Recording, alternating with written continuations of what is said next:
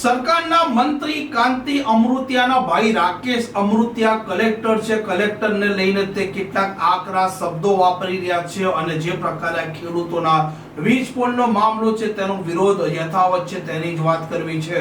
વૈષ્ણવજન તો તેને કહીએ જે પીડ પરાઈ જાનાને રે.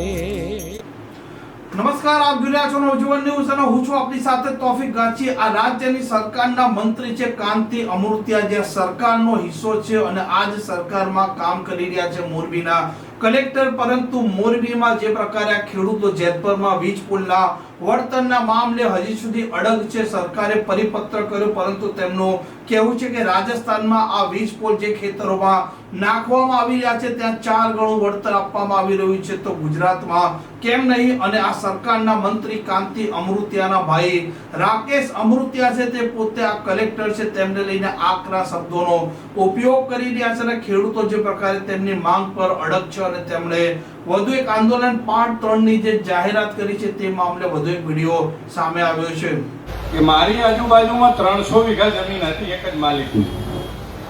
મારું 6 વીઘાનું ખેતર વચ્ચોવચ હતું. એટલે હું શાંતિથી હુઈ ગયો હતો કે આ 300 વીઘા જમીનમાં મારું 6 વીઘાનું ખેતરને શું થવાનું. બન્યું એવું કે એ 300 વીઘા વાળો છેક દિલ્હી જઈ અને લાઈન એવી રીતે કાઢી કે એનું ઓછામાં ઓછું પકડે મારું 6 વીઘામાંથી 2 લાઈનો કઢાય, 3 વાઘ ફાડીને કઢાઈ. કલેક્ટરમાં નકશો લઈને રજૂઆત કરી, સાંત્વના આપ્યું, કંઈ થયું નહીં. હાઈકોર્ટમાં ગયા, હાઈકોર્ટમાં પહેલી જ મુદતમાં અમને કાઢી નાખ્યા.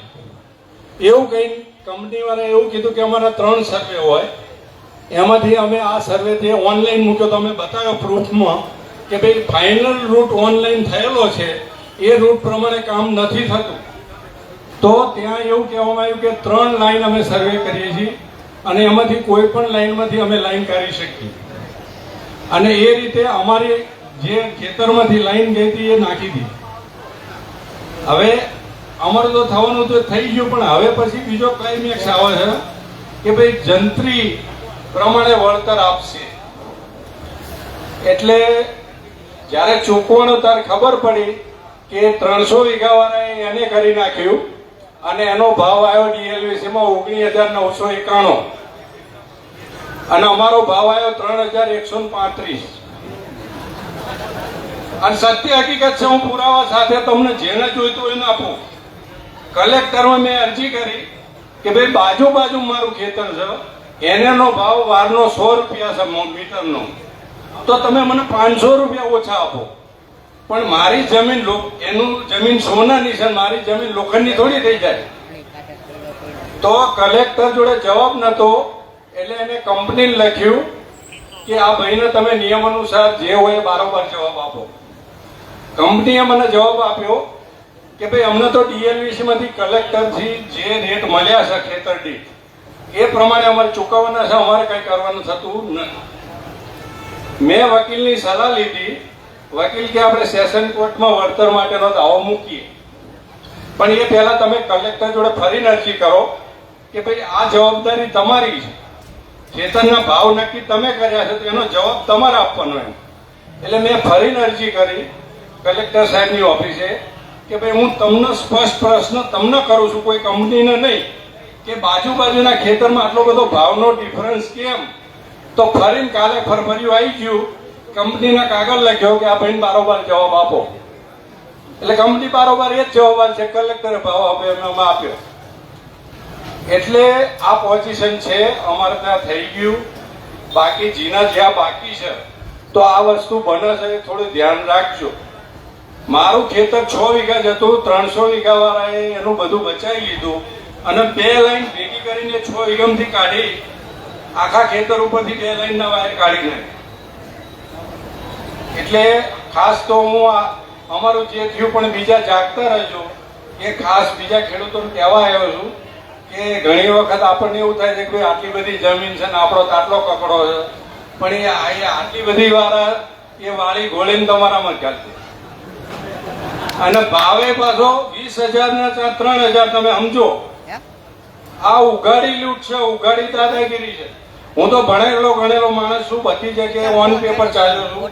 અત્યારે તે 2 વખત અરજી કલેક્ટરમાં કરી છે, પણ જ્યારે હાઈકોર્ટમાં પહેલી મુદતમાં કાઢ્યા ત્યારે મેં વકીલને પૂછ્યું કે આ બોર્ડ ઉપર નામ છે કે એક બાજુ ખેડૂતો છે, એક બાજુ ગવર્મેન્ટ છે, તો બધા કેસ અહીં જ ચાલે? તો એ વકીલે કીધું કે આ જેટલા ગવર્મેન્ટ વિરુદ્ધના કેસ છે એ આ જજ જોડે જ આવે, બીજા કોઈ જજ જોડે જવાના નથી. આટલામાં સમજી જાઓ તમે. પછી મેં કીધું સુપ્રીમમાં જઈએ તો કે સુપ્રીમમાં આ પોઝિશન છે, ગવર્મેન્ટ વિરુદ્ધના જે કેસ હશે એ એક જ કોર્ટમાં આવશે. એટલે સમય ના બગાડશો, મારી સલાહ એવી, ખર્ચો ના કરશો, ક્યાંય કશું થતું નથી. જે થશે એ આ ભાઈઓએ જે કર્યું છે આનાથી સરકાર હલી છે અને આનાથી જ હલશે, બાકી કશું જ થવાનું નથી. અને હું તો 100 સલામ કરું છું જેતપર ગામના યુવાનોના કે એમણે બહુ શાણપણ બતાડ્યું છે કે એમના ગામની વચ્ચોવચ્ચ ચોરામાં આ છાવણી કરીને બેઠા છે. બાકી હાઈવે ઉપર તો હોત ને તો રાતે લગાડી મૂકત. આ એ સરકાર છે. ગામનામ કશું કોઈ છેલ્લી ક્વોલિટીની વાત છે. આ તો ગામની વચ્ચોવચ્ચ એમના ઘર આગળ બેઠા છે, એટલે બાકી આમાં તે હજુ એમને ખૂંચતું હોય છે. કોઈ નથી, તમારું એટલું માનો. અને જ્યારે બધાને ખબર પડશે બહુ મોડું થઈ જવાનું આ સરકાર. આ અમારો પ્રશ્ન, મારી આજની વેલ્યુ, બજાર વેલ્યુ જમીન, હાઈવે ઉપરની જમીન છે બાવળા રોડ ઉપર, ત્યાં એ બાજુમાં 300 વીઘામાં 10,000 વારનું પ્લોટિંગ ચાલુ. હવે મારી 6 વીઘા જમીન આજના ભાવે ગણું તો સામાન્ય 6 કરોડની છે. મને વળતર આટલી માથાકૂટ કર્યા પછી 3135 આપ્યું છે, એટલે 1 કરોડ જેવું મળ્યું, તો બાકીના 5 કરોડનું મને નુકસાન છે. કોણ હાલશે? 5 કરોડ આજે મારા ગયા છે.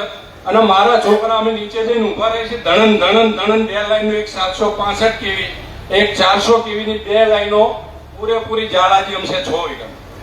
અને એનો જે અવાજ આવે છે ને તો એમ થાય કે અહીં હમણાં ગમે તારે કંઈક થશે.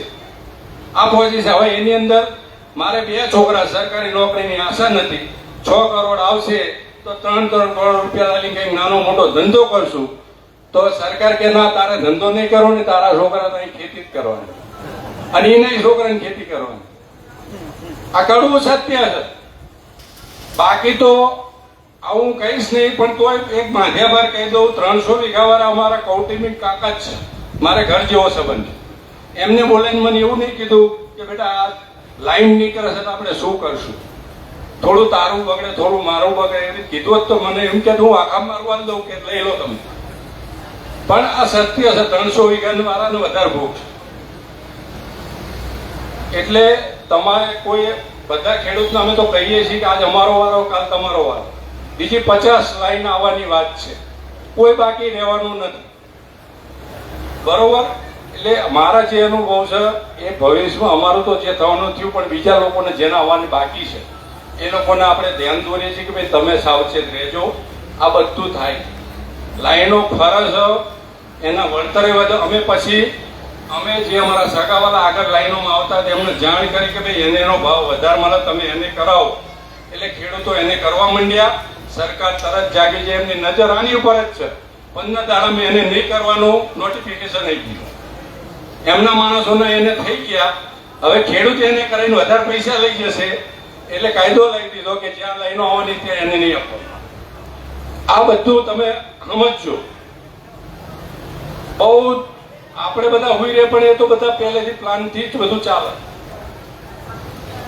અને જેતપુર ગામ, હું બધા અમારા લોકો અમદાવાદથી નીકળવાના હતા કે મોડા નીકળશું, સાંજે 9 વાગ્યાની મીટિંગ છે.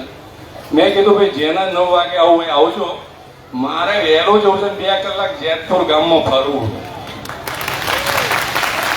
હું વહેલો આવ્યો, 2 કલાકના આખા ગામમાં રસ્તે રસ્તે બધે ફર્યા. કારણ કે હું કોઈ મંદિરોમાં જઉં, ગીરદી વધારે ભારત બહારથી દર્શન કરીને જતો રહું. આ સાચો દર્શન આ છે મારી નજર. આજે મારા હાકા કાકા કુટુંબિક જો 300 વીઘા વાળો મારી જમીન વિચારતો ના હોય, આ લોકો આખા ગુજરાતનો વિચારે. ધન્ય છે એમને, ધન્ય. મેં તો વિડીયો જોયા અને એમાં એવું કહેવામાં આવ્યું કે અમારું નહીં. વરઘણા સમાચાર માટે નવજીવન ન્યૂઝ ચેનલ સાથે જોડાયેલા રહો. નમસ્કાર.